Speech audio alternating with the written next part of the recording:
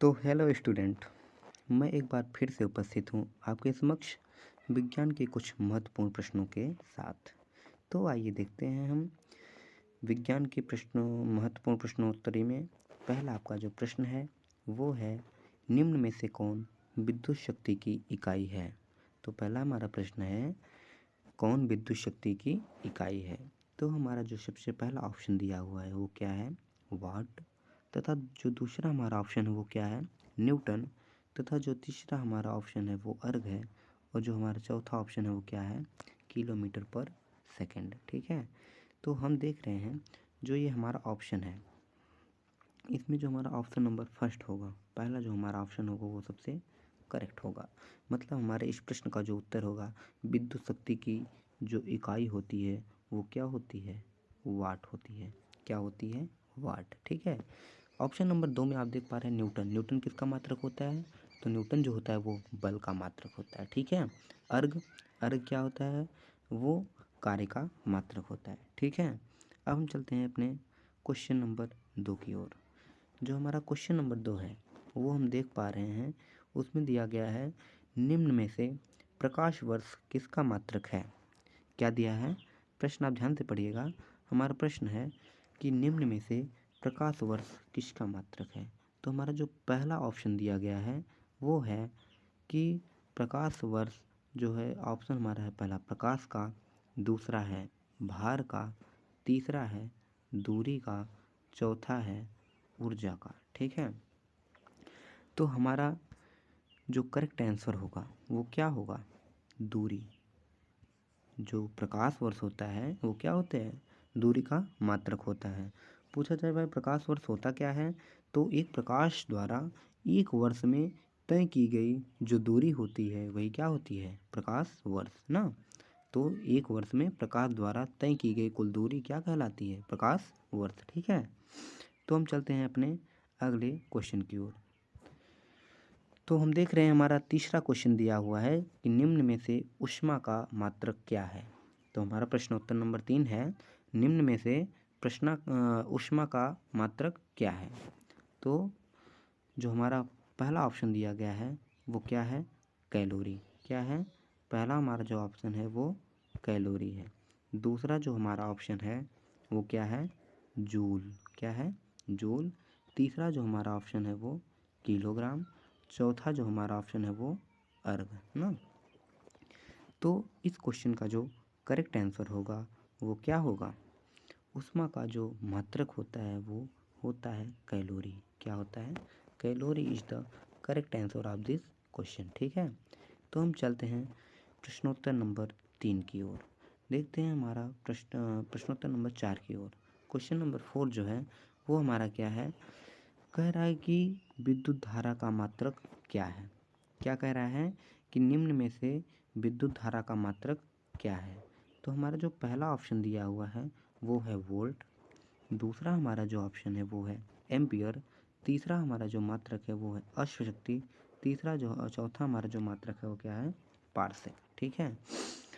तो पहला ऑप्शन है वोल्ट, दूसरा ऑप्शन है एम्पियर, तीसरा ऑप्शन है अश्वशक्ति, चौथा ऑप्शन है पारसेक।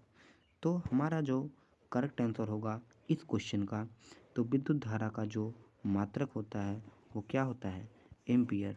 तो ampere is the unit of electric current. क्या, ampere is the unit of electric current. तो विद्युत धारा का जो मात्रक होता है वो क्या होता है, एम्पियर होता है। तो आगे हमारा इसमें दिया देखिए पारसेक। पारसेक जो होता है वो दूरी का सबसे बड़ा मात्रक होता है। पारसेक दूरी का सबसे बड़ा मात्रक होता है। वोल्ट क्या होता है, विभव का मात्रक होता है। अश्वशक्ति जो होता है वो पावर का मात्रक होता है। उसमें हम देखते हैं एक अश्वशक्ति 1 हॉर्स पावर हम लोग पढ़ते हैं ना, वही होता है अश्वशक्ति। ठीक है। तो हम चलते हैं अपने अगले क्वेश्चन की ओर। देखते हैं हमारा अगला क्वेश्चन क्या है।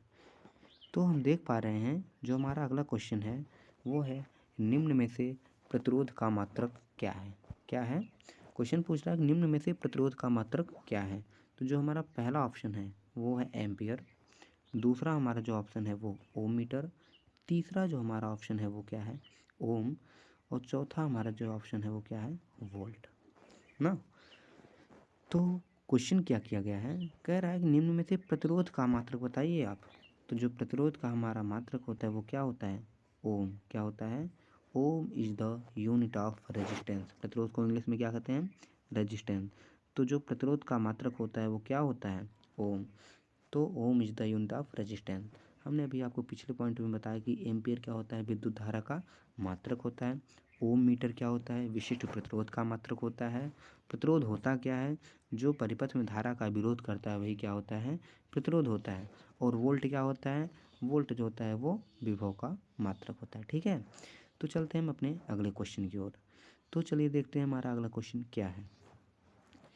तो प्रश्न नंबर 6 में पूछा जा रहा है कि निम्न में से समुद्री जहाज की गति किसमें मापी जाती है? क्या कह रहा है कि निम्न में से समुद्री जहाज की गति किसमें मापी जाती है? तो हमारा पहला ऑप्शन दिया हुआ है किलोमीटर सेकंड, दूसरा हमारा ऑप्शन है नॉट, तीसरा जो हमारा ऑप्शन है नॉटिकल मील, चौथा जो हमारा ऑप्शन है वो एंगस्ट्रॉम। ठीक है, तो हम क्या देख रहे हैं, क्वेश्चन हमारा है निम्न में से समुद्री जहाज की गति किसमें मापी जाती है? तो इस प्रश्न का जो उत्तर होगा वो क्या होगा? नॉट। नॉट में क्या किया जाता है? समुद्री जहाज की गति का पता लगाया जाता है। ठीक है, तो हमारे अगले क्वेश्चन की ओर चलते हैं। तो देखते हैं हमारा अगला क्वेश्चन क्या है। तो हम देख पा रहे हैं प्रश्नोत्तर नंबर 7। प्रश्न नंबर 7 में क्वेश्चन पूछा जा रहा है कि निम्न में से सोनार का उपयोग किसके लिए किया जाता है? क्वेश्चन क्या है? निम्न में से सोनार का उपयोग किसके लिए किया जाता है? जो हमारा पहला ऑप्शन दिया गया वो क्या है? पहला जो हमारा ऑप्शन है वो है जहाज का पता लगाने में, आकाश में जहाज का पता लगाने में। दूसरा जो हमारा पॉइंट है वो कह रहा है समुद्र में डूबी वस्तु का पता लगाने के लिए। तीसरा अवस्था है क्या सोनार का उपयोग पृथ्वी का भार ज्ञात करने में होता है। चौथा जो हमारा ऑप्शन है वो कह रहा है कि ईंधन की गुणवत्ता ज्ञात करने में होता है। तो इस प्रश्न का जो करेक्ट आंसर होगा वो क्या होगा? समुद्र में डूबी हुई वस्तु का पता लगाने के लिए सोनार का उपयोग किया जाता है। तो इस प्रश्न का जो करेक्ट आंसर होगा वो क्या होगा? सोनार का जो उपयोग होता है वो किसके लिए किया जाता है? समुद्र में डूबी हुई वस्तु का पता लगाने के लिए। ठीक है, तो हम चलते हैं अगले क्वेश्चन की ओर। देखते हैं हमारा अगला प्रश्न क्या है। तो प्रश्न नंबर 8 में हमसे प्रश्न किया जा रहा है कि निम्न में से क्यूसेक किसका मात्रक है? निम्न में से क्यूसेक जो है वो किसका मात्रक है? तो जो क्यूसेक होता है वो किसका मात्रक है? ऑप्शन हमारा क्या है? क्या क्यूसेक वायु की गति का मात्रक है? दूसरा ऑप्शन है क्या वाहन की गति का मात्रक है? तीसरा ऑप्शन है क्या जल के बहाव बहाव का मात्रक है? चौथा ऑप्शन है क्या ताप का मात्रक है? तो आपको हम बता दें इस प्रश्न का जो क्यूसेक मतलब जो क्यूसेक है वो जल के बहाव का मात्रक होता है। किसका? जल के बहाव का मात्रक क्या होता है? क्यूसेक। तो cusec is the unit of flowing of water ना। तो चलिए दूसरा ऑप्शन है वाहन की गति। वाहन की गति किस में मापी जाती है? ओडोमीटर से। टेम्परेचर आप किससे मापते हैं? सेल्सियस से या फिर ना ऐसे होते हैं। वायु की गति क्या होती है? एनीमोमीटर। एनीमोमीटर से आप क्या करते हैं? वायु की गति का पता लगाते हैं। चलिए हमारा अगला पॉइंट देखते हैं क्या है। अगला क्वेश्चन की ओर बढ़ते हैं। प्रश्नोत्तर नंबर 9। प्रश्न नंबर 9 में क्वेश्चन किया जा रहा है कि निम्न में से पास्कल किसका मात्रक है? क्या कह रहा है कि निम्न में से पास्कल किसका मात्रक है? तो जो हमारा ऑप्शन है प्रश्न का ऑप्शन है पहला दाब का, दूसरा ऑप्शन है प्रकाश की चाल का, तीसरा ऑप्शन है वाहन की चाल का, चौथा ऑप्शन है इनमें से कोई नहीं। तो जो पास्कल होता है, पास्कल जो होता है वो किसका मात्रक होता है? दाब का। Pascal is the unit of pressure. Pascal is the unit of pressure. तो मतलब जो दाब होता है, दाब का मात्रक क्या होता है? पास्कल होता है। ठीक है, दाब का मात्रक पास्कल होता है। तो हम चलते हैं अपने अगले क्वेश्चन की ओर। देखते हैं हमारा अगला प्रश्न क्या है। तो प्रश्न नंबर 10 में क्वेश्चन है निम्न में से कौन एक अश्व शक्ति के बराबर है? क्या है? प्रश्न पूछा जा रहा है कि निम्न में से कौन एक अश्व शक्ति के बराबर है? ऑप्शन दिया हुआ है पहला ऑप्शन है हमारा 744 वाट, दूसरा ऑप्शन है 745 वाट, तीसरा ऑप्शन दिया हुआ है 746 वाट, चौथा ऑप्शन है हमारा 749 वाट। तो क्वेश्चन क्या है, एक अश्व शक्ति बराबर क्या होता है? तो जो एक अश्व शक्ति होती है वो 746 वाट के बराबर होती है। एक अश्व शक्ति किसके बराबर होती है? 746 वाट, मतलब 1 हॉर्स पावर। एक अश्व शक्ति मतलब क्या होता है? 1 हॉर्स पावर। तो 1 हॉर्स पावर इक्वल टू क्या होता है? 746 वाट। ठीक है, तो हम देखते हैं अपना अगला क्वेश्चन। तो हमारा अगला क्वेश्चन क्या है? तो प्रश्न नंबर 11 में क्वेश्चन है कि निम्न में से कौन ध्वनि का मात्रक है? प्रश्न क्या है? निम्न में से कौन ध्वनि का मात्रक है? तो देखिए ऑप्शन हमारा दिया हुआ है, पहला दिया है क्या? पहला ऑप्शन है हमारा ओम, दूसरा ऑप्शन क्या है? डॉप्सन, तीसरा ऑप्शन है डेसिबल, चौथा ऑप्शन है कूलम। ठीक है, तो जो हमारा प्रश्न का, इस प्रश्न का जो उत्तर होगा, क्या पूछा है? ध्वनि का मात्रक। क्या पूछा है? ध्वनि का मात्रक। तो साउंड का जो यूनिट होता है वो क्या होता है? डेसिबल। मतलब decibel is the unit of sound. Decibel is the unit of sound. और डॉप्सन क्या होता है? डॉप्सन जो होता है वो ओजोन लेयर की मोटाई मापने के लिए किया जाता है। क्या कहता है ये? ओजोन लेयर की थिकनेस कितनी है? ओजोन लेयर, ओजोन लेयर की थिकनेस क्या होती है वो कौन बताता है? डॉप्सन बताता है। कूलाम, कूलाम किसका मात्रक होता है? आवेश का। किसका?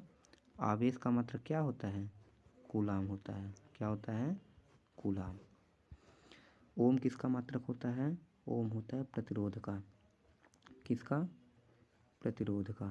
प्रतिरोध का मात्रक क्या होता है?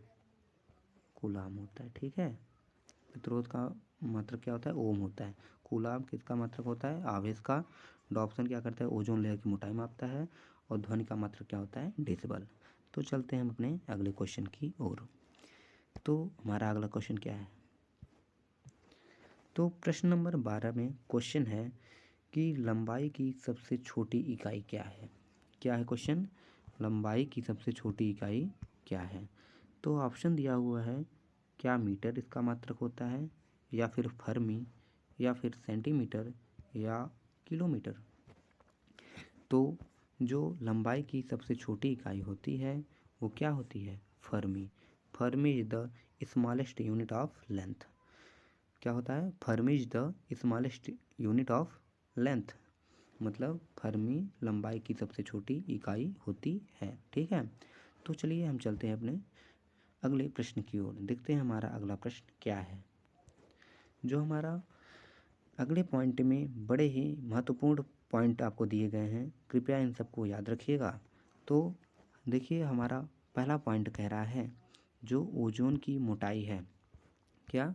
जो ओजोन परत की मोटाई है, अभी हम आपको चर्चा कर रहे थे, अभी हम पिछले पॉइंट में हम आपसे चर्चा कर रहे थे कि जो ओजोन परत की मोटाई है वो किससे मापी जाती है? डॉप्सन से।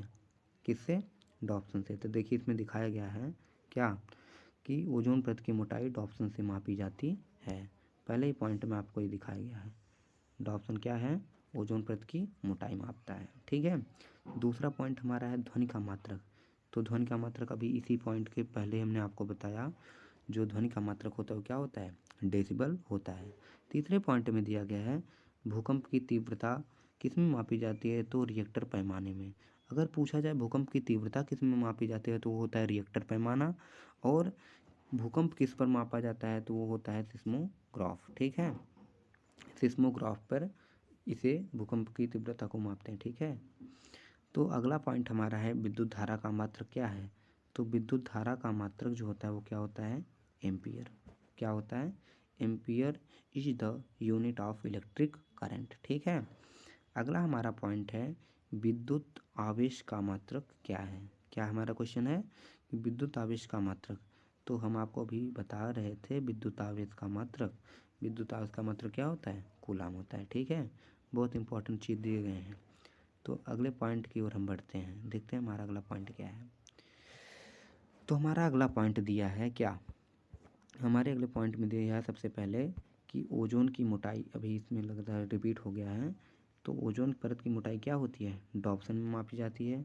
उच्च ताप मापी क्या है, उच्च ताप मापी क्या है, तो जो उच्च ताप मापी है मतलब हायर टेम्परेचर किससे मापे जाते हैं, जैसे सूर्य का पूछा जाता है कि सूर्य का ताप किससे मापा जाता है, तो वो क्या होता है, पायरोमीटर। पायरोमीटर से हम सूर्य का ताप मापते हैं। ठीक है, तो हमारा जो तीसरा पॉइंट है, देखिए तीसरा पॉइंट कह रहा है कि ध्वनि की तीव्रता किससे मापी जाती है, तो ध्वनि की जो तीव्रता है वो आइडियोमीटर से मापी जाती है। तो अगला हमारा पॉइंट है वायु की चाल। वायु मतलब एयर की स्पीड किससे मापी जाती है, एनीमोमीटर। किससे, एनीमोमीटर से हम वायु की चाल ज्ञात करते हैं। ठीक है, अगला पॉइंट हमारा देखिए इम्पोर्टेंट है, भूकंप की तीव्रता किससे मापते हैं, तो भूकंप की तीव्रता हम सिस्मोग्राफ से, भूकंप को रिएक्टर स्केल पे मापते हैं तथा भूकंप की तीव्रता को हम सिस्मोग्राफ में मापते हैं। तो यहीं पर हमारा वीडियो समाप्त होता है। तो मिलते हैं फिर आपसे अगले वीडियो में, और वेरी वेरी थैंक्स इस वीडियो को पूरा देखने के लिए। धन्यवाद।